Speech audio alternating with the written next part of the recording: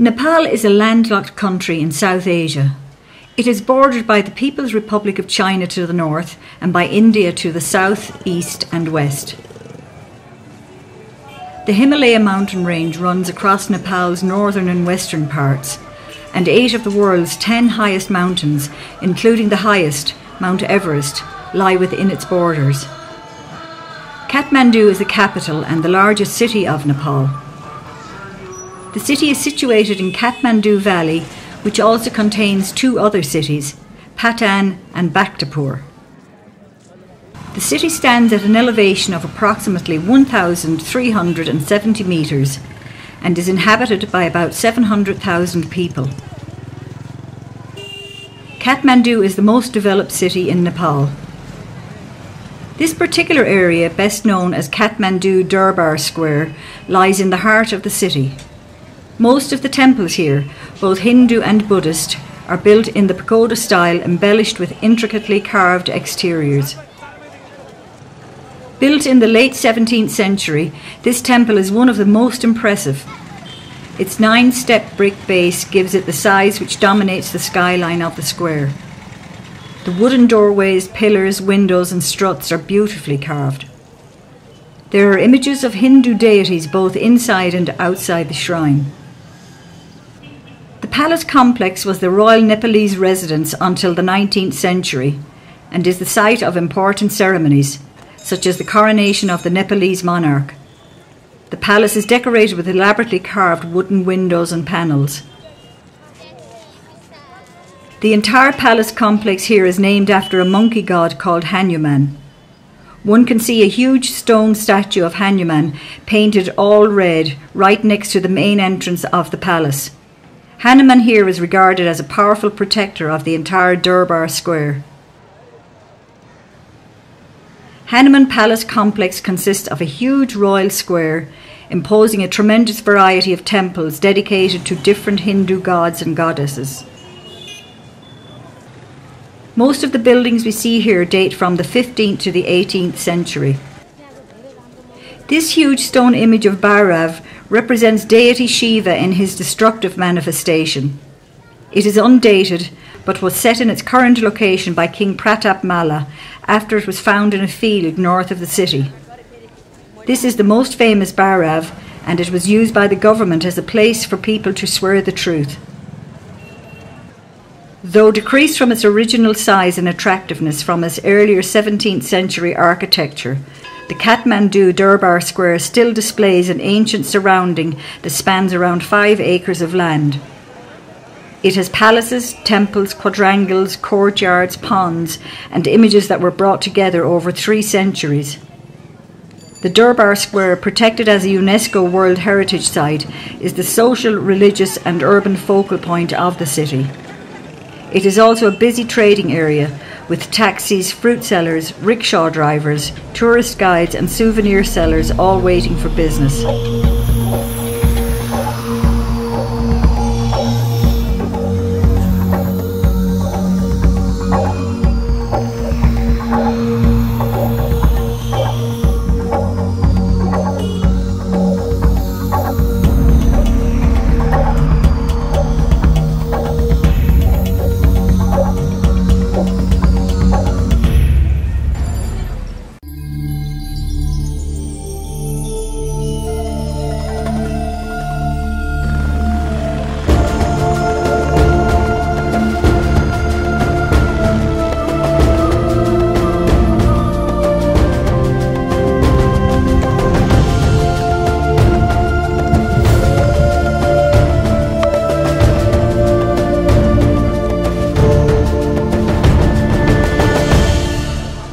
Basically, we provided the accommodation in the lodge, and in the lodge you'll get a room with the bed and a pillow but you have to have your own sleeping bags. But it's still, some of the lodges, they have, you have a common bathrooms you have to share with other people's, and some guest houses, the hot showers are available, but sometimes you have to pay additional. And the food, basically you will eat as per the menu, whatever they have a menu in the tea houses, so you will eat as per the menu.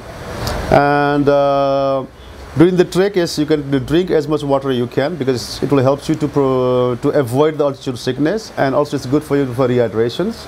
But mineral water is terribly expensive, so try to get the boiled water or some other water with some the water pills. So you should not compete with the other people, but you should have your own rhythm. And as long as you have a willing power that you can do it, you will do it. This trek takes us from the village of Lukla, which is at a modest height of 2,860 metres, on a 10-day walk to the base camp of Mount Everest at an elevation of 5,400 metres. The journey begins with a 40-minute flight from Kathmandu to Lukla. For many people, this will be the smallest plane they have ever travelled on, and an exciting start to the journey. This flight takes us to the Khumbu region of Nepal. The planes flying to Lukla from Kathmandu have no radar system on board, so they cannot take off until they are told that the weather conditions are suitable where we will be landing. Because of this, long delays occur regularly. Lining the streets of Lukla, it is common to see porters offering their services, but most people visiting the area would have these organised by now. Considering the remote location, the village and the skies above it can be surprisingly busy. In between the planes carrying tourists, you can see army and rescue helicopters at the airport. Lukla has a variety of shops and lodges where one can have basic Western-style meals and pick up any last-minute items for trekking or climbing ahead. There are many restaurants in Lukla, so you can have a meal before you begin the first day's trekking. A typical menu in Lukla will have a large variety of foods like fried rice, noodles, soup, pizza, momos, breakfast cereals, hot and cold drinks, and most junk foods you can get at home. People usually try to avoid eating meat from here onwards, as there is no cold storage and the possibility of a sick stomach is very high. The journey from Lukla to Pakding should take between 2 to 3 hours, going at a slow and steady pace. The trail starts with a gentle climb up the mountainside on the left bank of the Dukosi River, which provides a lovely view for most of today's walking. There is a well-worn path with steps leading you both upwards and down, but by the time you reach Pakding, you will be almost 200 metres lower than you were at Lukla. There is a large amount of accommodation available at Pakding. The Namaste Lodge is a 3-storey building with a large dining room, a full bar and restaurant, and a cyber cafe. The quality is very basic. The rooms come with a bed, a mattress and one pillow. There are no electrical sockets and toilets are shared. Today's trekking will take somewhere between 5 and 6 hours depending on your fitness level. The journey from Pakding starts off very easy, following the Dukosi River valley below, and above and all around you are surrounded by rhododendron forests. There are several small villages along the way to stop for some food or drinks, like this one in Monjo. As you leave Monjo in the direction of Namche, you enter what is known as the Sagarmatha National Park. To enter, you have to buy a ticket and fill out a form. You will need to show your passport here and provide a passport-sized photograph. Several times you will have to use the suspension bridges to cross the Dukosi River. Locals have decorated the sides of the bridges with prayer flags, although there is no need for prayers, as the bridges are all made of steel and feel very secure. On the far side of this bridge is a village known as Jorsale. There are no shops after this village, and it is advised to stock up on water and food. A short walk past Jorsale, there is a suspension bridge to cross, and after this the trek gets surprisingly difficult. The walk to Namche is very steep and continually upwards. There is no level or downward walking. This section of the walk may take 2 or more hours. People of average fitness may find that they can walk for several minutes only, and then need to take a short break to catch their breath. At this altitude, your body will notice the lack of oxygen in the air, It will be especially noticed if you attempt things like running up a stairs or exert your body in any way. As you reach Namche, you have to pass a police checkpoint. Here they will ask to see the ticket you purchased at the entrance to the Sagarmatha National Park. Namche Bazaar is the most important town in the Khumbu region, the land of the Sherpa people. This town is located at 3,440 metres above sea level. After the difficulty of the last day, you will feel the rest day at Namche is well deserved, but the idea behind the rest or acclimatisation day is to climb high during the day and then sleep lower. This will help your body adjust to the altitude more easily. The most common walk to take on the rest day is to the Everest View Hotel. From here on a clear day there are spectacular views of Everest.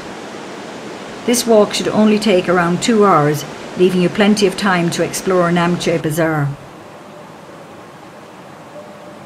A market takes place every morning in the town centre. Many traders come from Tibet to trade here, on the far side of the Himalayas.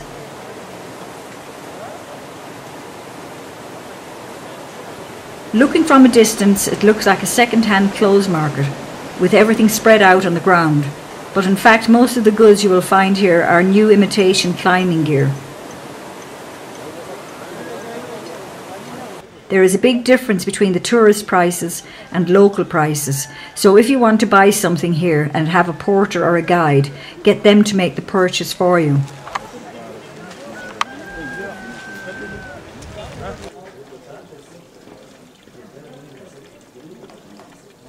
Almost anything you might need for the trek ahead can be bought on the streets of Namche Bazaar. Items like down jackets, sleeping bags, shoes, socks, gloves, scarves, suntan cream, lip balm, tissue paper, maps and water.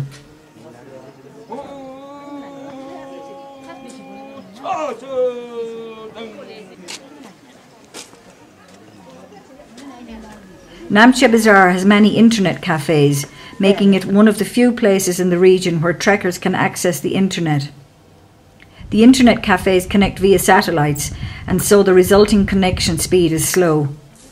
The village also contains a German bakery, well known in the region for providing good quality Western food, including pizza. The walk from Namche to Tenboche should take between 5 and 7 hours. It begins with a very steep and tiring walk up out of the village. There is a large amount of construction taking place in Namche, with many new lodges being built. The sound of stone being cut is very quickly replaced with the sound of the wind blowing in the trees and the calming sound of the yak bells. The atmosphere has changed so quickly. Tenboche Monastery can be seen in the distance on a clear day, as well as the summit of Everest. After about 20 minutes walking, the ground levels off and you'll find your pace increase. After an hour or two of level, easy trekking, you have to walk downhill, losing much of the altitude you gained over the last day, so you can use this old bridge to cross the river.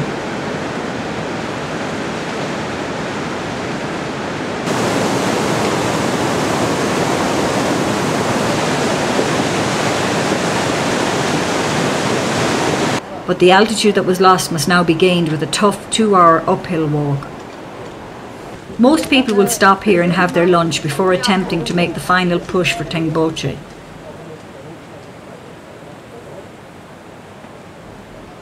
The price of a bottle of soft drinks here might be 50% higher than it was in Lukla, although meals like rice, soup and bread will be mostly the same. The lack of oxygen in the air is really noticeable at this stage. Only the Sherpas seem to be able to scale this steep hill at a reasonable pace. Everyone else is choosing to take it slow and steady. Tenboche village is located at an altitude of 3,867 metres. In the village is an important Buddhist monastery, the largest in the Khumbu region. The structure was built in 1923 but was destroyed by fire in 1989. It is rebuilt with the help of volunteers and the provision of foreign aid. From here there are great views of Everest and Ama Dablam.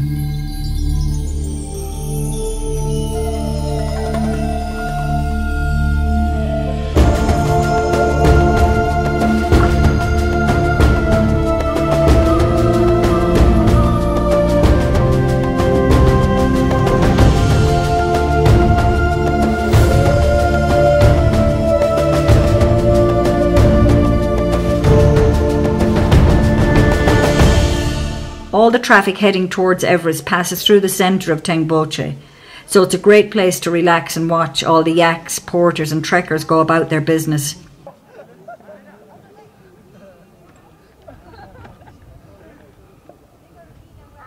There is a large green area in the centre of the village for camping and several lodges to choose from.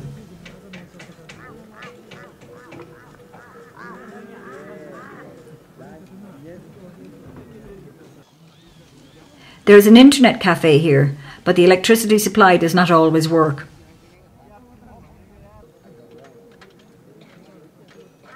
There is a bakery in the centre of the village which claims to be the highest in the world, and at nearly 4,000 metres it's easy to believe. The chocolate cakes here are delicious and taste as if they were freshly baked yesterday. The quality in the lodge is a little lower here than in Namche. The dining area is uncomfortable, with the small stove only providing heat to the people sitting directly around it. Most people will eat their food by 7 p.m. and go to bed.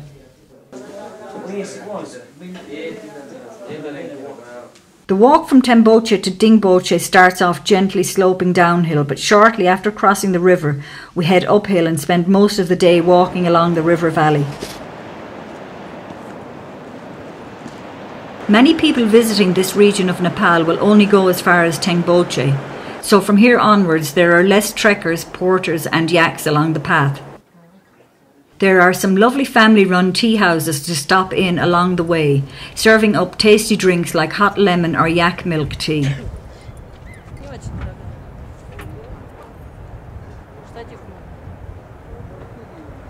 Overall, it is an easy but long day's trekking, with the journey taking up to 6 hours. At this altitude, many people will suffer mild headaches and shortness of breath.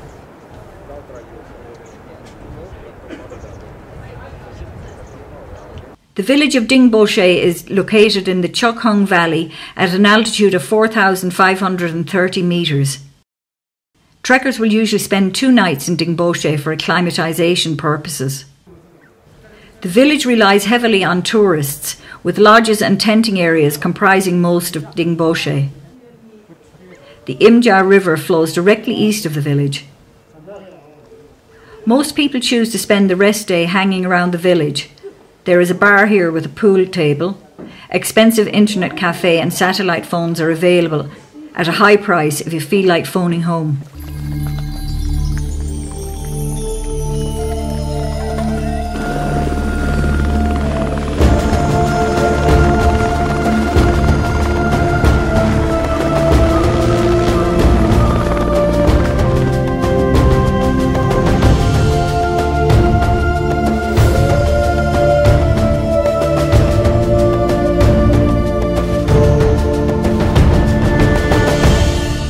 The day starts off with a steep climb up the edge of a hill, providing a great view down into the Chokhung Valley, with Island Peak visible at its end.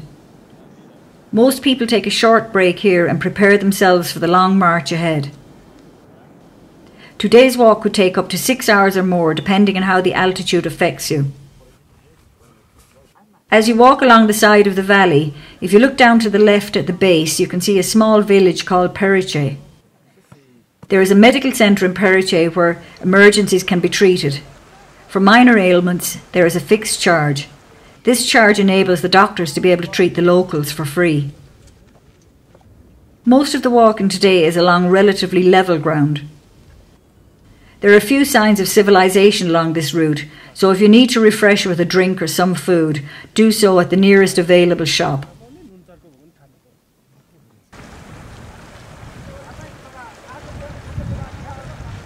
For the last hour or two, the ground becomes steep and rocky until you reach the small village of Lobuche. Compared to places like Dingboche or Tengboche, there is not really much here. 2 or 3 lodges and a camping area make up Lobuche. The village is quite exposed, and the high winds can cause a lot of dust to blow around the village. Because of this, most trekkers choose to relax indoors. The number of trekkers passing through this village can vary greatly, and it is common for there to be no accommodation available. Guests may be asked to share a room with a stranger or even sleep on the dining room floor. There is no way around this, as the nearest lodge is many hours' walk away.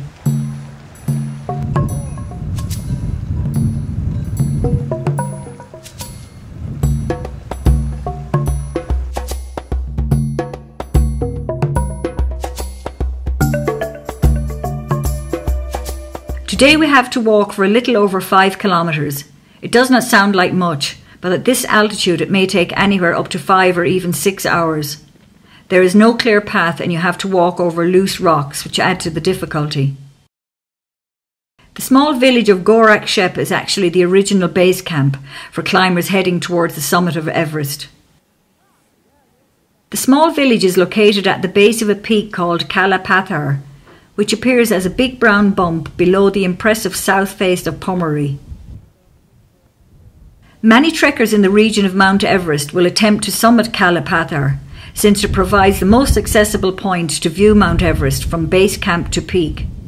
Due to the structure of Everest, the peak cannot be seen from base camp.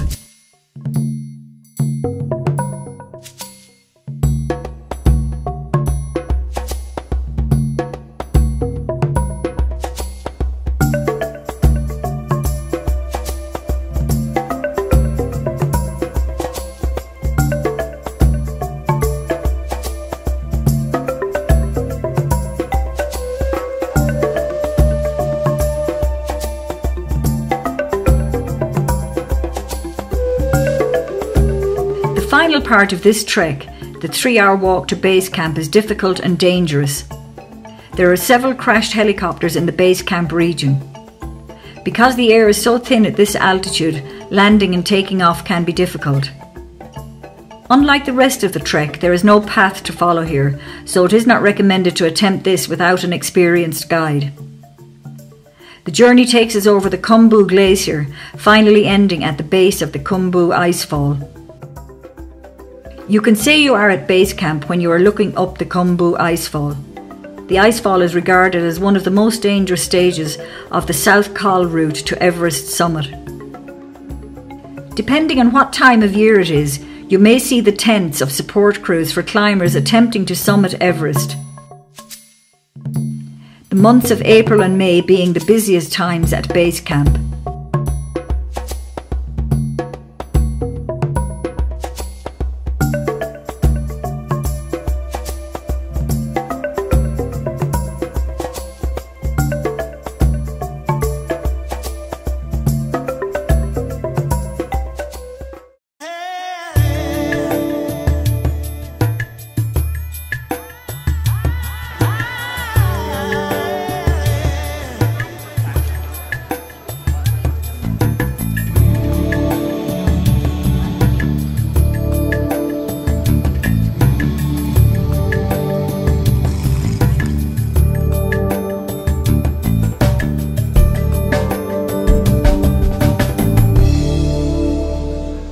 Actually, we are right now biggest World Heritage Movement, and this is the place. The name is Pashupatinath. We call that's opposite of the me. There is Golden Temple, and that's the temple name is Pashupatinath. That means it's holy animal place. That's why around here you can see, if you go after, you can see the monkey, cow, dog, snake, rat, tiger, lions, deer, and ox. Those are 9 animals not allowed to kill, because those are transportation of our Hindu god as Ganeshas.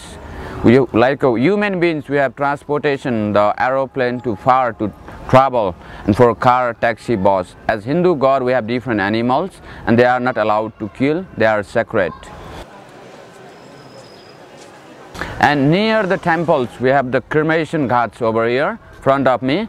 There is the place which is like a triangles, and almost there is some women are cry, and almost they are waiting for family relatives. And we have totally the 7 platform here, and rest of round platform, that's for meditation. In here we can see 60, 65, and for triangles are cremation, and we burning here for during the day. In one day more than 30 to 35 bodies are, and sometime as well as more also, and sometime as less also, 10 to 15.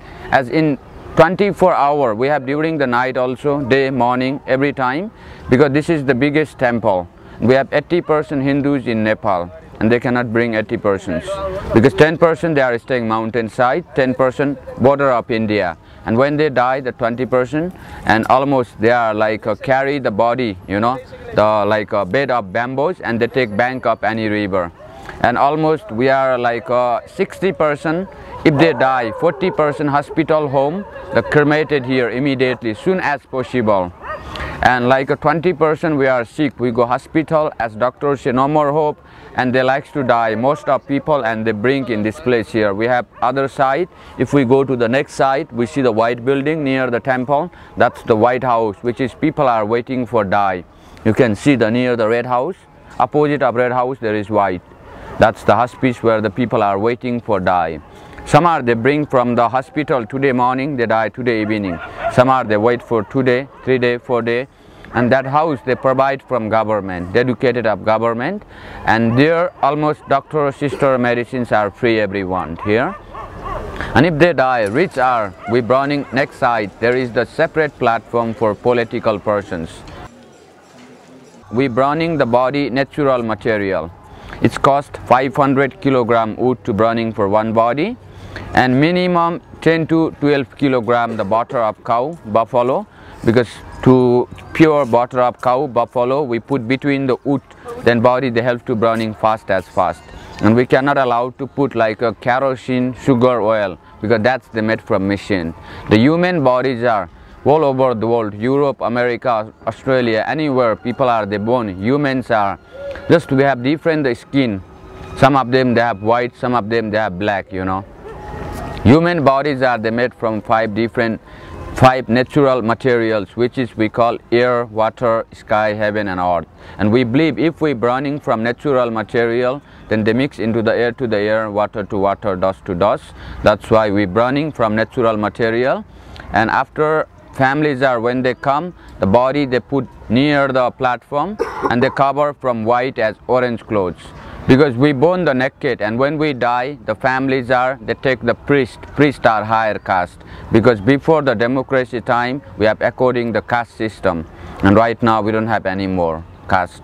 And that's why all the people are, we believe they are same, equal, you know. And we have this 4 platform 12 years before, and 19, you know, 95. People are so many die and they have to burn for one body 5-6 hours they have to wait, and that's why the government they build the 3 platform new, and that's why we have 7 platform over there.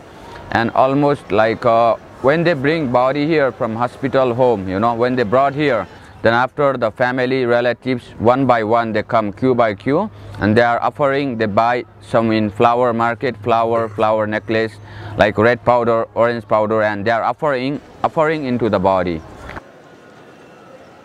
And some rich people are, they are wearing, you know, the necklace of gold, and some are ring, silver, and that's never burning, you know. And they mix in ash and they push into the river, the ash they push in river, and sometimes they are going to search and sometimes they found.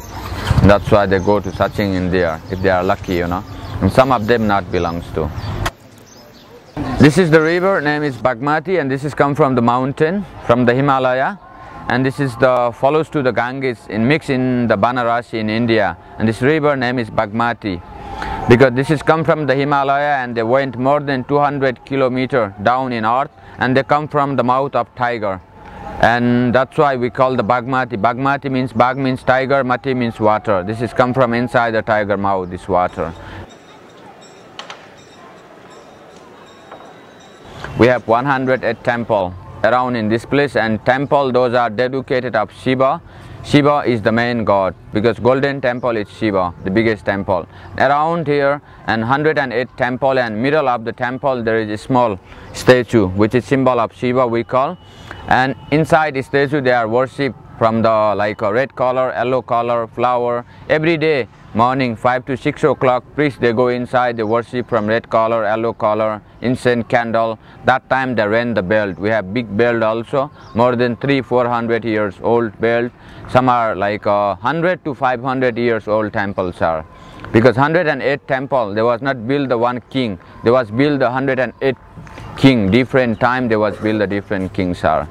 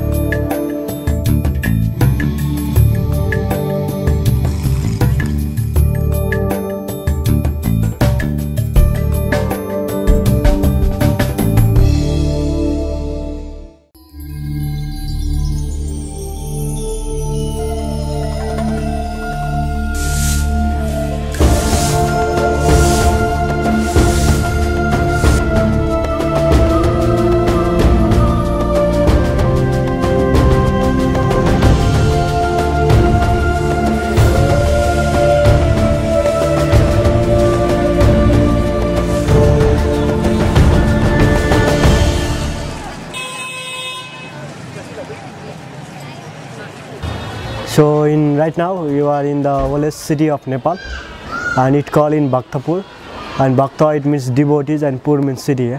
So actually until 16th to 17th century in our Nepal we have many separate kingdoms. It's a Kathmandu, Patan and Bhaktapur is the three different kingdom here. So right now you are in the Bhaktapur, and which is the 15 kilometer from Kathmandu valley.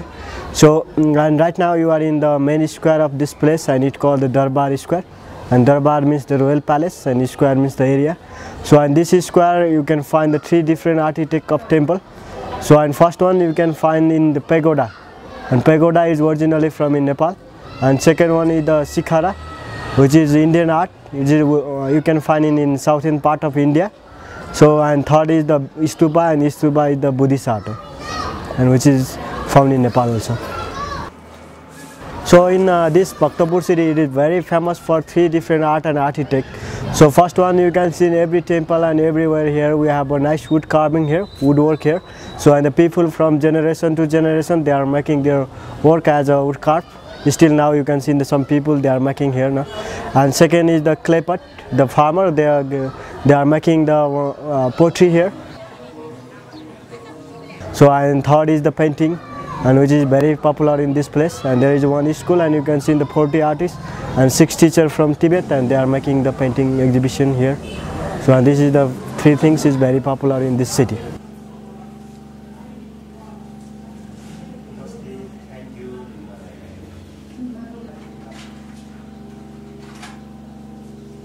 And you see there is a one column, there is the column there, and that's the king. And he is the second last king of this place, and his name is Bhupatendra Malla. So and you have a praying statue inside of the Golden Gate. There is a beautiful temple here as a Kumari, and Taleju temple inside here. We'll go to look there also. And you see these all are the buildings here, and these are the king palace. So when we have a separate kingdom, and that time these all are the buildings, they are the palace here. But nowadays in the government they provide as a national art gallery in the museum, and there is a black window one, there is a fine carving, and which is the 55 window palace here.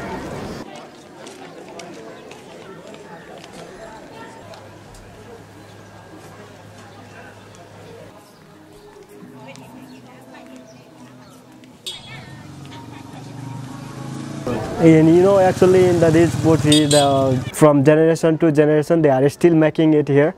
So they have one wooden wheel, and inside of the wooden wheel they put in the clay, and after that they run by the sticks roundly 2-3 times, and after that they make it by their hand, and this is a typical one. No? And but nowadays they had a modern technique, and they put in the motor by electricity also. They are making the pottery here.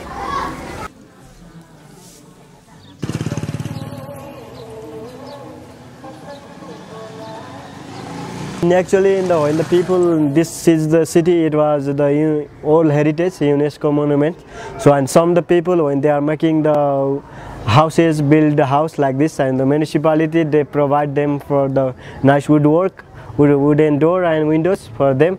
And mostly the people they make some statue and the small windows and like that. And they will, the tourists, mostly the tourists, they come here and they will buy it from them.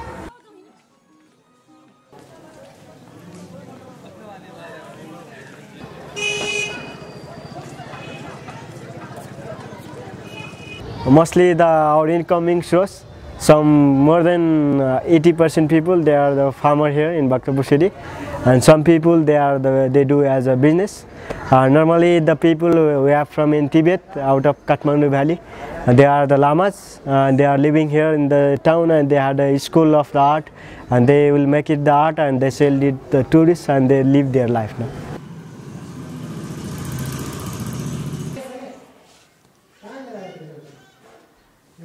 And actually the history, we have a full of history in these places, no? And you know in Nepal we have a separate kingdom.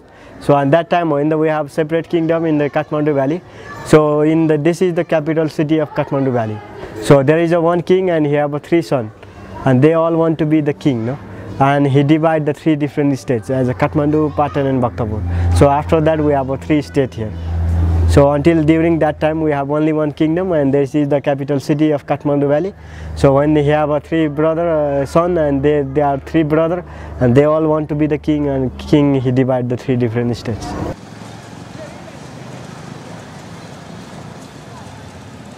So and you can see there is a big bell every Darbar Square when you go to here. Yeah, and there is a big bell, and because of that bell we don't have a communication here. In that time we didn't have a satellite, no radios, no television. So when the something problem and people they rang the bell, and everybody know about the problem and they are curious and they will stay at the home now during that time.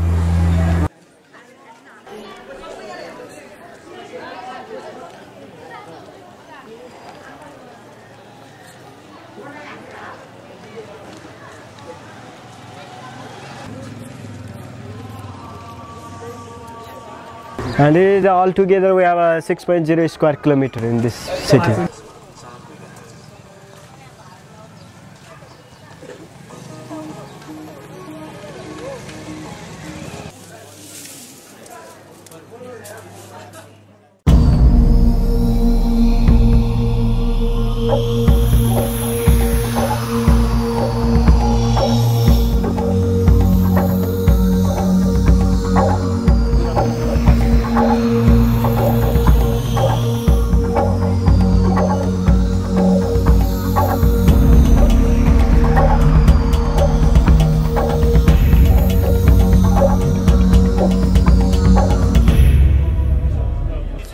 Swayambunnath is an ancient religious complex on a hilltop in the Kathmandu Valley, west of Kathmandu city. It is also known as the Monkey Temple, as there are holy monkeys living in parts of the temple in the northwest. This is one of the most sacred sites of Buddhist pilgrimage in Nepal, second only to Buddhanath. The site has two access points, a long stairway claimed to have 365 steps leading directly to the main platform of the temple, which is from the top of the hill to the east, and a car road around the hill from the south leading to the southwest entrance. As you begin to climb these steps, you will see brightly painted statues of the Buddha sitting cross-legged in a meditative pose. In early morning there are usually Tibetan women lying face down on the ground as a token of humility and adoration. The first sight on reaching the top of the stairway is the Vajra. This is a large golden object that is believed to represent firmness of spirit and spiritual power. The complex consists of a stupa, a variety of shrines and temples, including a Tibetan monastery, a museum and a library. The stupa has Buddha's eyes and eyebrows painted on. Between them there is something painted which looks like a nose, but is in fact the Nepali symbol of unity. There are also shops, restaurants and hostels. On each of the four sides of the main stupa there are a pair of big eyes which represent wisdom and compassion. Above each pair of eyes is another eye, the third eye. It is said that when Buddha preaches, cosmic rays emanate from the third eye, which acts as a message to heavenly beings, so that those interested can come down to earth to listen to the Buddha. Each morning before dawn, hundreds of Buddhist and Hindu pilgrims ascend the 365 steps from the eastern side that lead up the hill, passing the golden Vajra and two lions guarding the entrance, and begin a series of clockwise walks around the stupa. Facing the steps which climb the hill from the east is the first of 5 ornate shrines set into the base of the stupa. Each shrine, protected by a heavy metal gate, contains one of the Dhyani Buddhas and their consorts. The Dhyani Buddhas preceded the historic Buddha who was born near the present-day city of Lumbini in the Terai region of Nepal. Each of the Dhyani Buddhas faces one of the cardinal directions, with the fifth, slightly to the left of the east-facing Buddha, representing the Buddha at the centre of the compass. Each of the 5 shrines is surrounded by exquisite gilded copperwork, for which the Kathmandu Valley is renowned. Between these shrines, facing the sub-cardinal directions, are shrines containing the consorts of 4 of the Dhyani Buddhas. Linking the 9 shrines is a long wall of prayer wheels and butter lamps.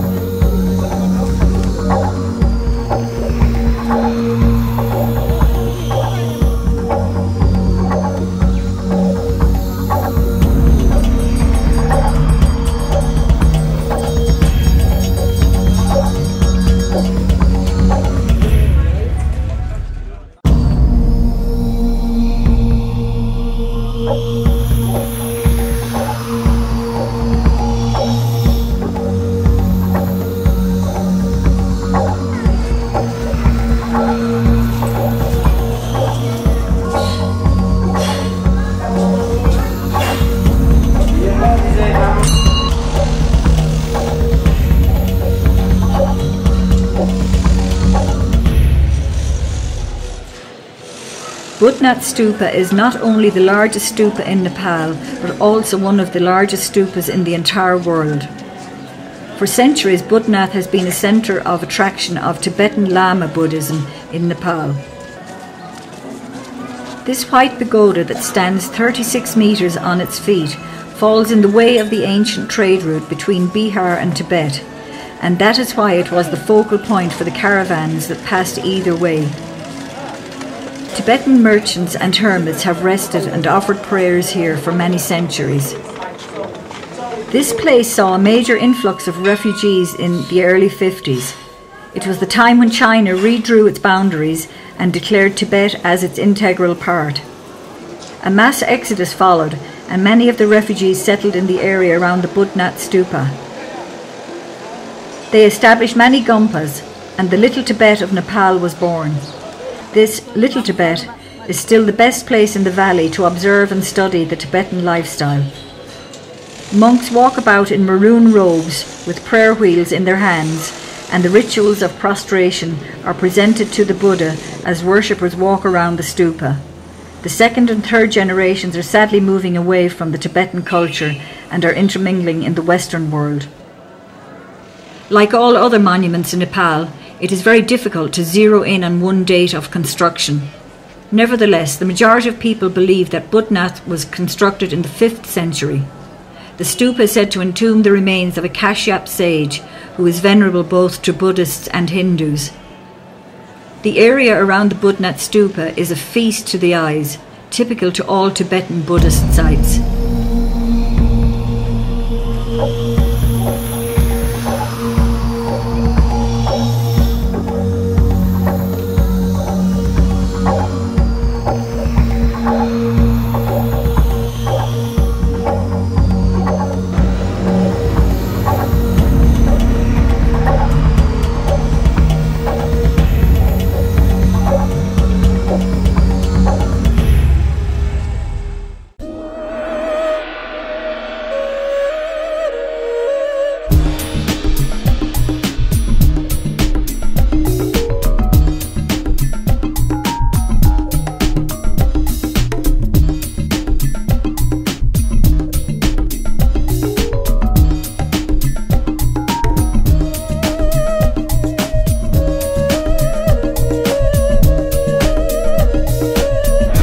You are now in Patan Darbar Square, one of the second largest city of Nepal.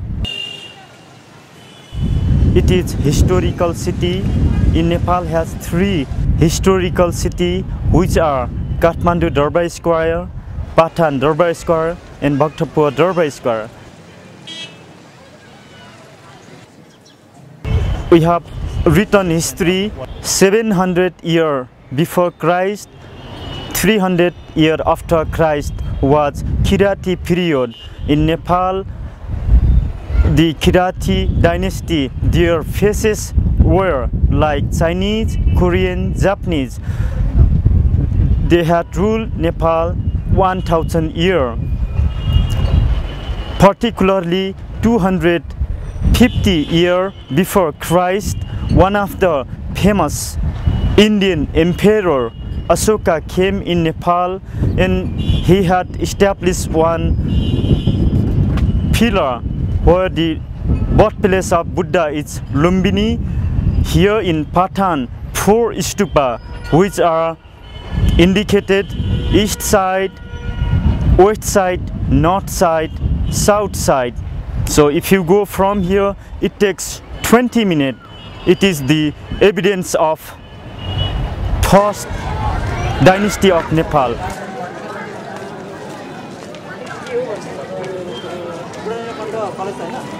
This temple is Shikhara style temple. We call Chinese, Tibetan, Nepali style temple, all made by stone. This temple is dedicated to Krishna and his girlfriend Radha Krishna.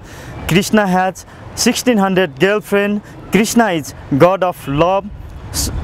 This temple will be open only one day after Krishna birthday. This year we had 23rd of August Krishna birthday, and 24th of August was opened this temple. All public people enter and worship. The god of love, Krishna. That temple was built 1637. It had taken time to complete. 18-year construction were started 1620 and it was completed 1637. It has 21 pinnacles, all are gold plated. One of the famous Sikhara style Indian Mughal influence we call, all made by stone. Here will be great festival, occasion of Krishna birthday. 23rd of August was Krishna birthday.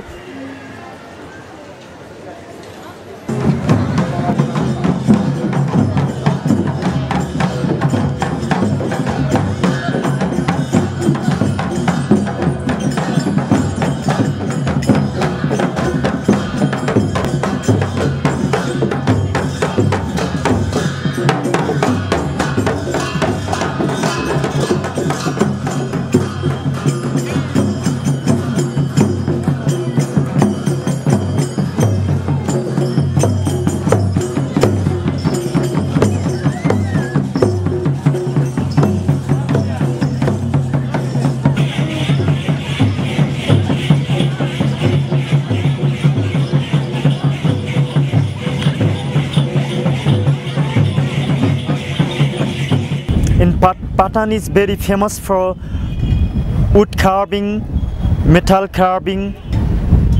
So what you can find here, all qualities are world class. Most of the talented artists are staying in Nepal. All they are producing nowadays, like brass, copper, bronze, wood carving, or like painting like tankas, all they are manufacturing in Patan, and from Patan they can export to Kathmandu, Bhaktapur, any other part of Nepal.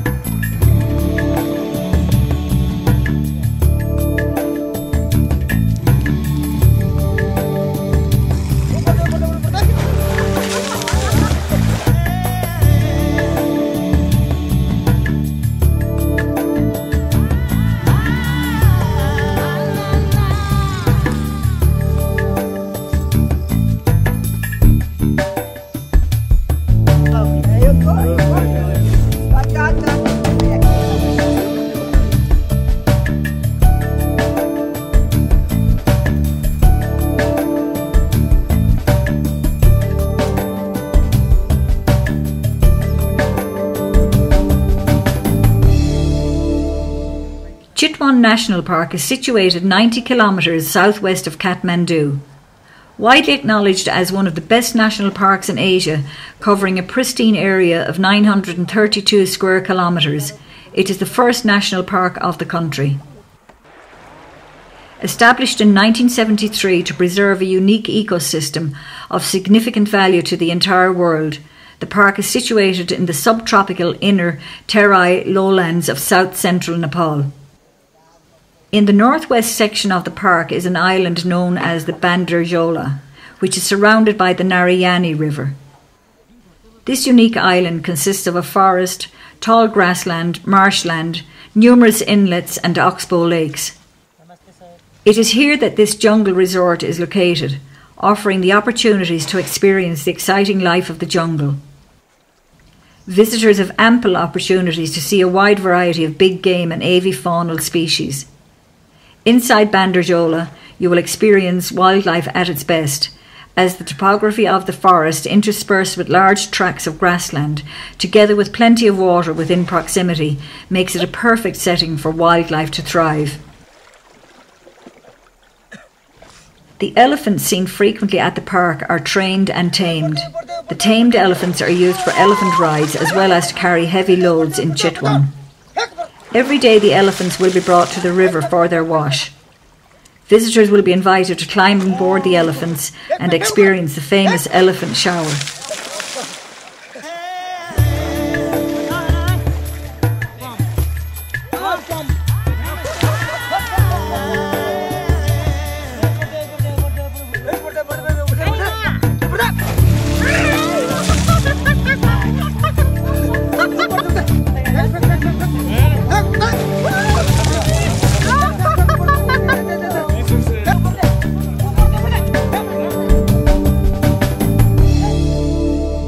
The Jungle Walk Tours allows you to explore several different habitat areas, from the floodplain grassland to the dense sal forests, where you can get a great opportunity to spot animals at your own pace. Since it disturbs the animals less to walk through the forest, you usually have a better chance for discovering wildlife. When walking through the jungle, you will also get a chance to see the different kinds of plants and herbs in the national park. While taking the tour, it is common to come across holes in the ground dug by the sloth bears. Bear? Yeah, it's a bear dig the hole especially for the termite. It's quite a fresh one. At this stage of the walk, we are surrounded by 3 bears, which can be a frightening experience as the guides are armed only with wooden sticks.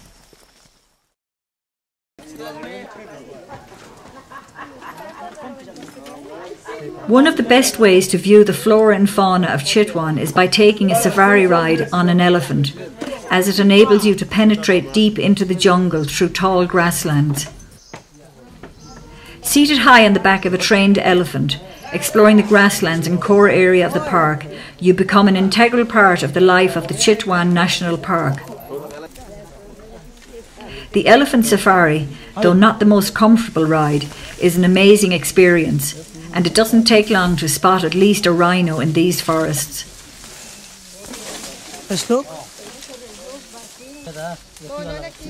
The park is home to the great one-horned Indian rhino, the world's 3rd largest land mammal. They feed on grass, which is also their normal habitat, and move alone or in groups. A dugout canoe ride over the shallow rapids of the Rapti River flowing through wide grassland gives you the opportunity to view exotic species of birds. Crocodiles can be seen basking in the sun along the banks of the river, but always from a safe distance. The canoe ride lasts about 45 minutes and it can be incredibly relaxing, listening to the swish of the water and the sounds of the birds singing. The best time to take the canoe ride is either at sunrise or sunset, when the skyline can be spectacular.